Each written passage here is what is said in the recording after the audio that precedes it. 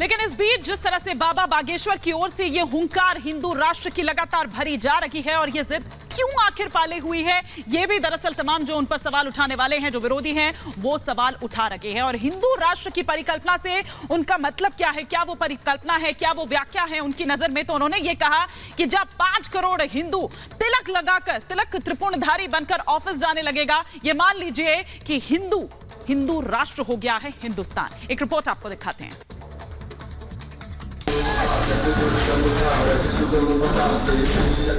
भारत हिंदू राष्ट्र की जय, भारत हिंदू राष्ट्र की जय। आपकी भक्ति दृढ़ होगी, मन श्री हनुमान जी के चरणों में लगेगा, और जब मन लगेगा तो और देवता चित्त न धरई, हनुमत से ही सर्व सुख करई।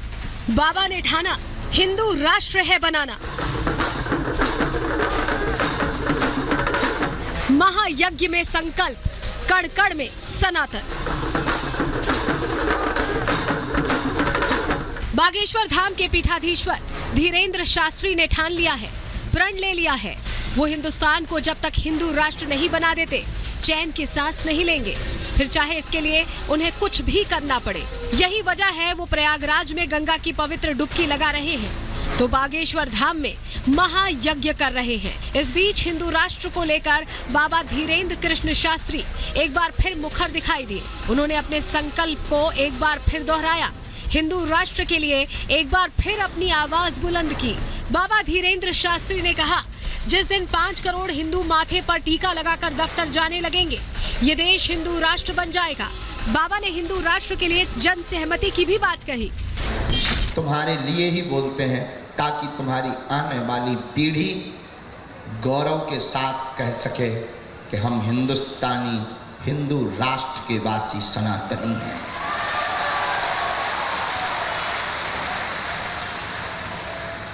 लोगों को मिर्ची जरूर हमारी बात से लग रही, किसी को लग रहा है बाबा पॉलिटिक्स कर रहा है, किसी को लग रहा है लंबी छलांग पर जा रहा है।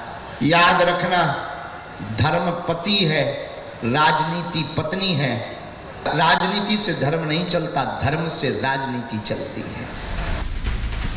अपने हिंदू राष्ट्र के सपने को सच करने के लिए बाबा कितने गंभीर हैं, इसका अंदाजा इस तस्वीर से लगाया जा सकता है। धीरेन्द्र शास्त्री हिंदू राष्ट्र पर साधु संतों का समर्थन हासिल करने के लिए कुछ दिन पहले गंगा नगरी प्रयागराज पहुंचे थे, जहां संगम में डुबकी लगाने के बाद उन्होंने संतों से मुलाकात की थी। भारत को हिंदू राष्ट्र बनाने के लिए भी तैयार हो रहे हो, बना करके ही रहना। बागेश्वर धाम में चल रहे महोत्सव में धीरेन्द्र कृष्ण शास्त्री महायज्ञ करा रहे हैं।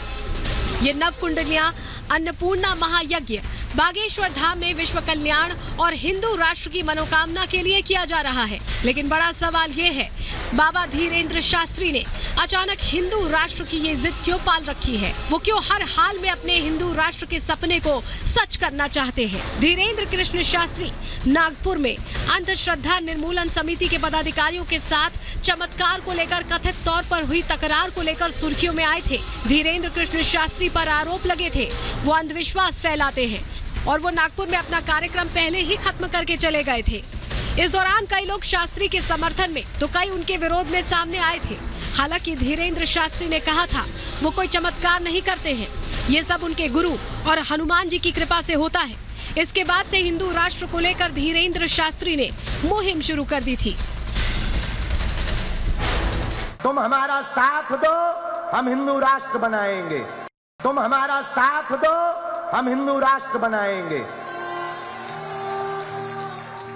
और एक बात हम प्रार्थना करेंगे भारत के लोगों, अब चूड़ियां पहनकर घर में मत बैठो।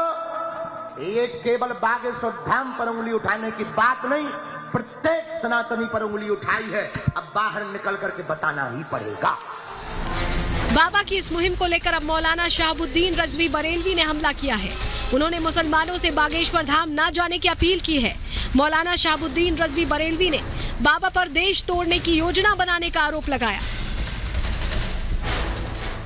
बागेश्वर धाम के बाबा धीरेन्द्र शास्त्री ने मुसलमानों को धमकी दी है और ये कहा है कि पासपोर्ट बनवा लें और वो पाकिस्तान चले जाएं। और इससे पहले उन्होंने ये भी कहा था कि टोपी वालों को हम सनातनी बना देंगे। ये उनकी बातें देश को तोड़ने वाली हैं और देश में नफरत फैलाने वाली हैं। मैं तमाम मुसलमानों से गुजारिश करूंगा, वो लोग जो बागेश्वर धाम में जाते हैं, उनके प्रोग्रामों में शिरकत करते हैं, वो कतान ना जाएं और वहां जाकर के उनकी कथाओं को, उनके वक्ताओं को बिल्कुल ना सुनें।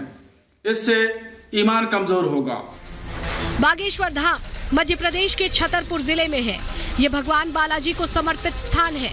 26 साल के धीरेन्द्र शास्त्री यहीं पर सत्संग किया करते हैं। उनकी ख्याति अपने नाम से ज्यादा बागेश्वर धाम वाले बाबा के रूप में हुई है। दावा किया जाता है वो किसी से बात किए बिना उसके बारे में सब कुछ एक पर्ची पर लिख देते हैं। YouTube पर उनसे जुड़े तमाम वीडियोस मौजूद हैं। इनमें वो धार्मिक प्रवचन के साथ साथ अपने चमत्कार भी दिखाते नजर आते हैं। हालांकि वो कह चुके हैं वो चमत्कार नहीं करते, लेकिन उनको मानने वाले इसी चमत्कार के लिए उनके पास पहुंचते हैं। धीरेन्द्र कृष्ण शास्त्री ने पिछले 2 साल में खासा प्रसिद्धि हासिल की है। मध्य प्रदेश के अलावा छत्तीसगढ़, महाराष्ट्र और उत्तर प्रदेश में भी उनके अनुयायी तेजी से बढ़े हैं। यही वजह है बाबा से चमत्कार की उम्मीद राजनीतिक पार्टियों को भी रहती है। 2023 के अंत में होने वाले मध्य प्रदेश विधानसभा चुनावों से पहले कांग्रेस और भारतीय जनता पार्टी दोनों ही बाबा के चरणों में देखी जा रही है। मध्य प्रदेश में हाल के सालों में, खासकर 2018 के विधानसभा चुनावों के बाद, पिछड़ा वर्ग, दलित और आदिवासी वर्ग ज्यादा संगठित और राजनीतिक रूप से आक्रामक हुए हैं। ओबीसी समुदाय के बीच बढ़ते सामंजस्य और देश के दलित आदिवासी समुदायों के बीच जो नया नेतृत्व खड़ा हुआ है, खास तौर पर युवाओं का, उसने बीजेपी को चुनाव से पहले ही हिंदुत्व की लहर और कट्टर हिंदूवादी विचारों को हवा देने के लिए मजबूर कर दिया है। यही वजह है बीजेपी शास्त्री की बयानबाजी को स्वीकार करती है और उसका समर्थन करती है, क्योंकि ये उनके एजेंडे को बल दे रहे हैं। लेकिन कांग्रेस को भी शास्त्री से परहेज नहीं है। ऐसे में शास्त्री सबकी जरूरत बने हुए हैं और अपने बयानों से सुर्खियों में छाए हुए हैं। Bureau report, Republic Bharat.